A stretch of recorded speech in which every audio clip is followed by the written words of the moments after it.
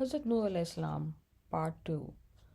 بہرحال حضرت نوح علیہ السلام نے انتہائی کوشش کی کہ بدبخت قوم سمجھ جائے اور رحمت الہی کی آغوش میں آ جائے، مگر قوم نہ مانی، اور جس قدر اس جانب سے تبلیغ کے حق میں جدوجہد ہوئی، اسی قدر قوم کی جانب سے بغض و عناد میں سرگرمی کا اظہار ہوا، اور ایذا رسانی اور تکلیف دہی کے تمام وسائل کا استعمال کیا گیا، اور آخر میں وہ لوگ زچ ہو کر کہنے لگے، اے نوح علیہ السلام، اب ہم سے جنگ و جدل نہ کر اور ہمارے اس انکار پر اپنے خدا کا جو عذاب لا سکتا ہے وہ لے آ۔ حضرت نوح علیہ السلام نے یہ سن کر ان کو جواب دیا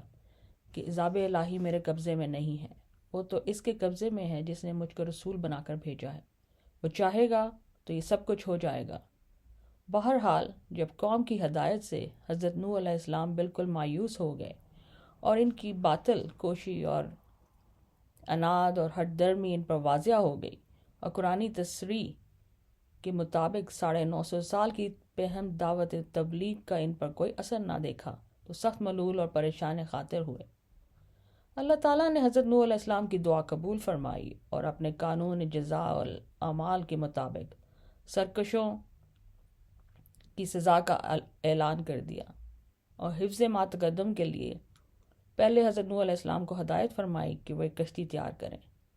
تاکہ اس باب ظاہری کے اعتبار سے وہ اور مومنین اس عذاب سے محفوظ رہیں جو خدا کے نافرمانوں پر نازل ہونے والا ہے۔ حضرت نوح علیہ السلام نے جب حکم رب میں کشتی بنانی شروع کی تو کفار نے ہنسی مذاق اڑانا شروع کر دیا۔ جب کبھی ان کا ادھر سے گزر ہوتا تو کہتے، خوب، جب ہم غرق ہونے لگیں گے تب تو اور تیرے پیرو اس کشتی میں محفوظ رہ کر نجات پا جاؤ گے۔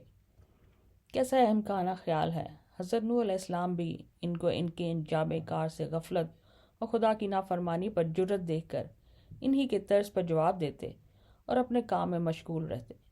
چونکہ اللہ تعالیٰ نے پہلے ہی ان کو حقیقت حال سے آگاہ کر دیا تھا۔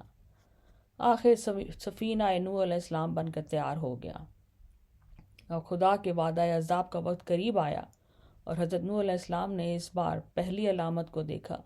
جس کا ذکر ان سے کیا گیا تھا، یعنی زمین کی تہہ میں سے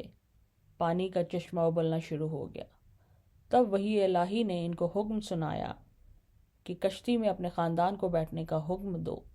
اور تمام جانداروں میں سے ہر جاندار کا ایک ایک جوڑا بھی کشتی میں سوار کر لو، اور وہ مختصر جماعت تقریباً 40 نفر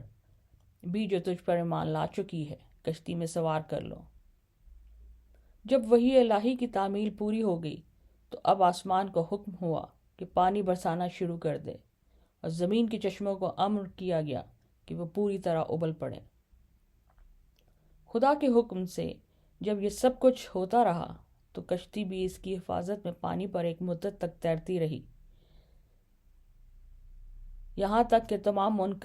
منکرین اور معاندین غرق آب ہو گئے، اور خدا تعالیٰ کے قانون جزاء الاعمال کے مطابق اپنے کیفر کردار کو پہنچ گئے۔